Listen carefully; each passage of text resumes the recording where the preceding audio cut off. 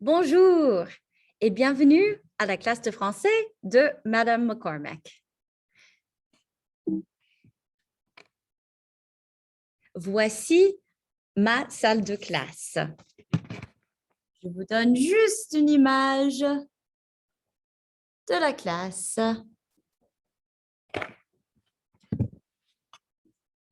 Et voilà. Donc, nous sommes jeudi le 7 octobre, and here are the learning objectives for this short presentation.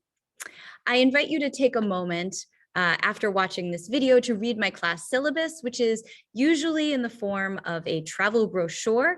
So you can do what I ask my students to do and use your imagination as you read through it to learn more about my class.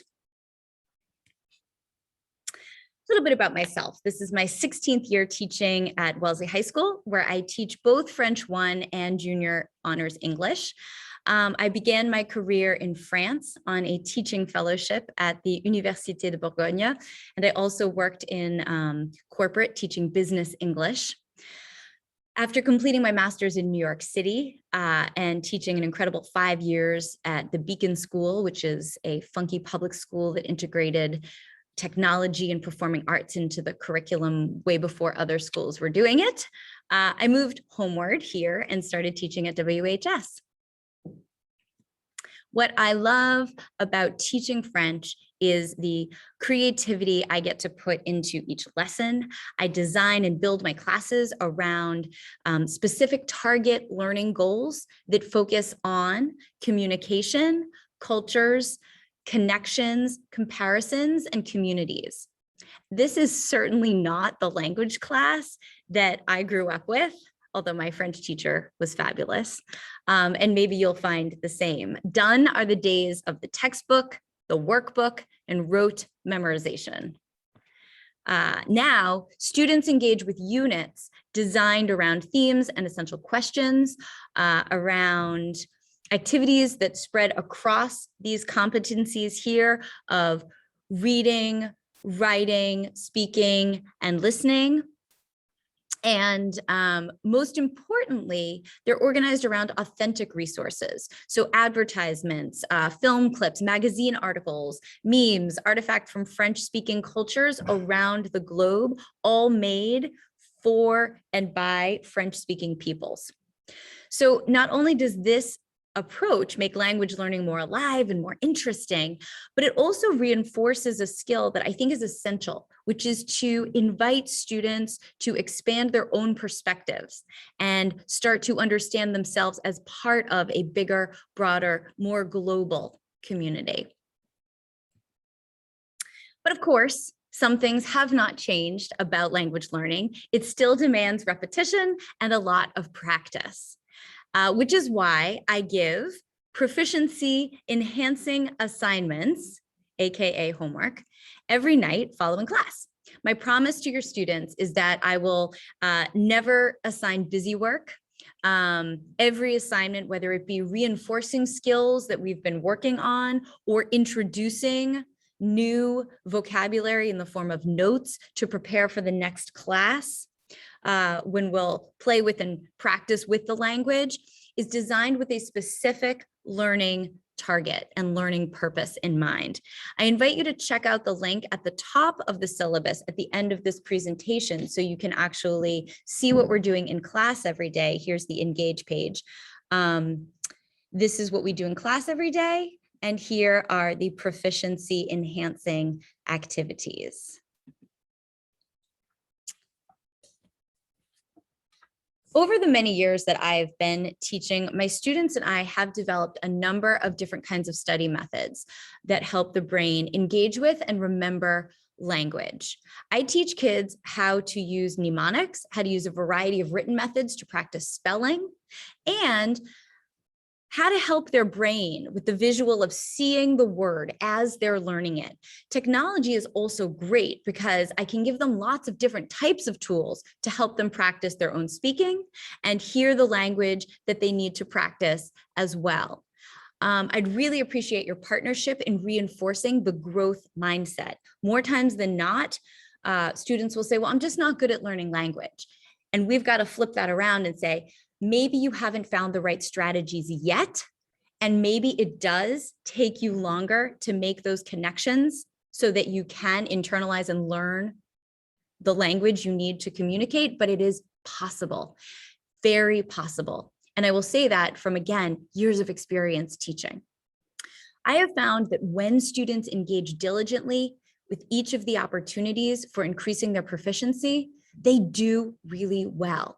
Not just their grades reflecting that, but also they gain a deeper sense of confidence, which then in turn leads to a deeper willingness to take risks, which then in turn leads to a deeper mastery of the language, rather than if they just have crammed the night before an assessment.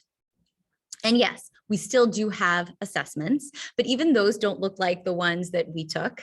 My goal is to ask students to communicate with whatever language they have in their brain and not to mindlessly recall definitions. So this year, to help them help themselves get ready for an assessment that is graded, I've added a system of non-graded formative feedback. And then I'm calling them learning checks along the way to hold kids accountable really along the way. Ask your student to show you this long running Google Doc. Let me see what I can pull up here for you.